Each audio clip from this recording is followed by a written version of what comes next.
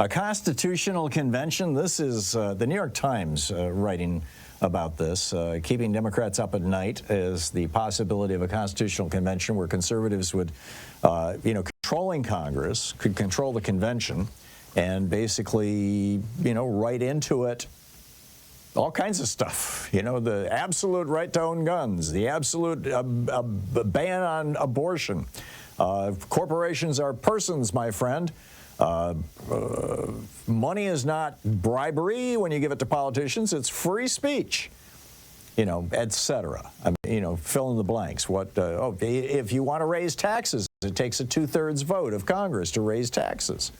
You can cut spending, though, with a simple majority. These are all things that have been proposed by, you have to have a balanced budget. And if you don't have a balanced budget, then there are cuts to Social Security and Medicare and whatnot.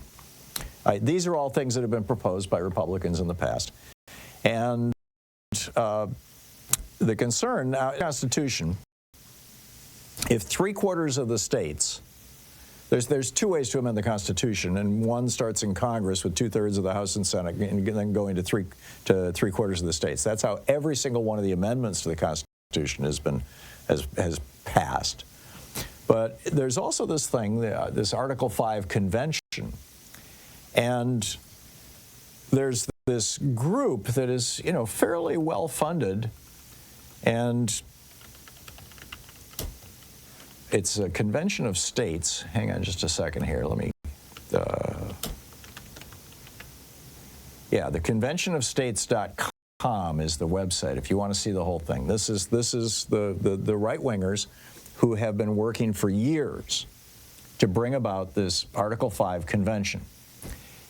And they're pretty upfront about it. There's some very wealthy people who are promoting this thing, and all they need is 3/4 of the states, 34 states, to sign on.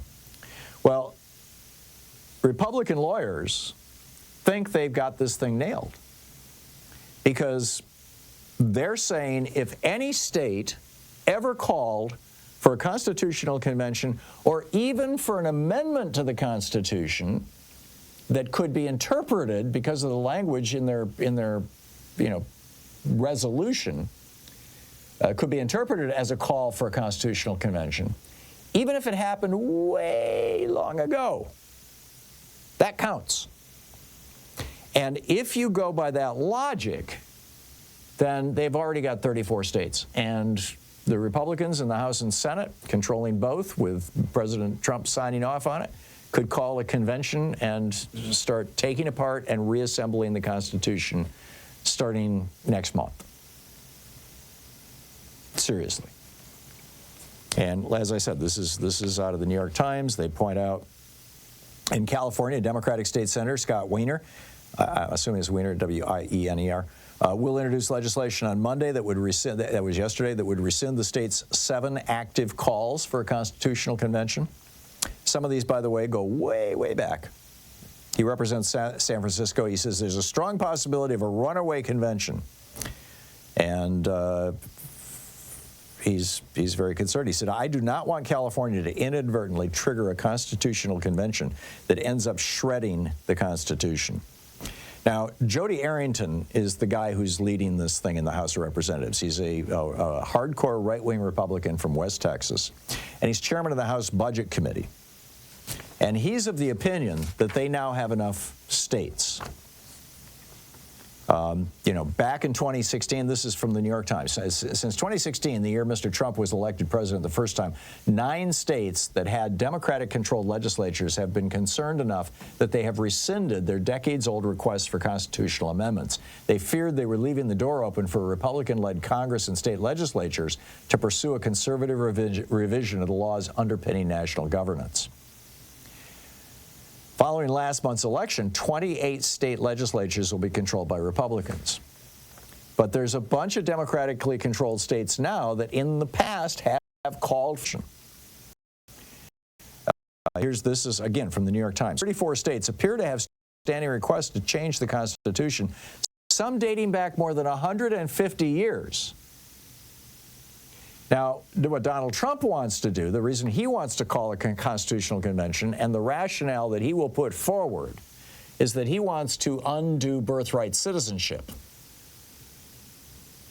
He wants to make it so that both your parents have to be citizens of the United States or you're not a citizen. And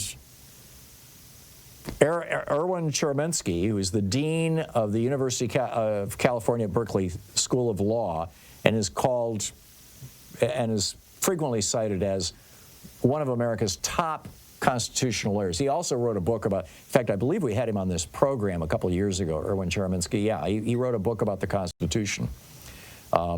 He's a very smart man. He says these concerns are very legitimate, that the Republicans might do this. In 2016, New Jersey, Oregon, and Illinois all passed legislation withdrawing their calls for a constitutional convention.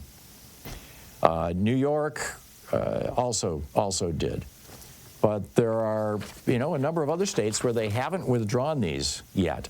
Vermont, Massachusetts, Connecticut, they've all, their legislatures have all had resolutions introduced to take back their applications, but all of those measures have failed so far. So keep an eye on this one. And if you want to see what the Republicans are up to and how fancy they are, you can go to conventionofstates.org. This is their website, and learn all about it as it goes.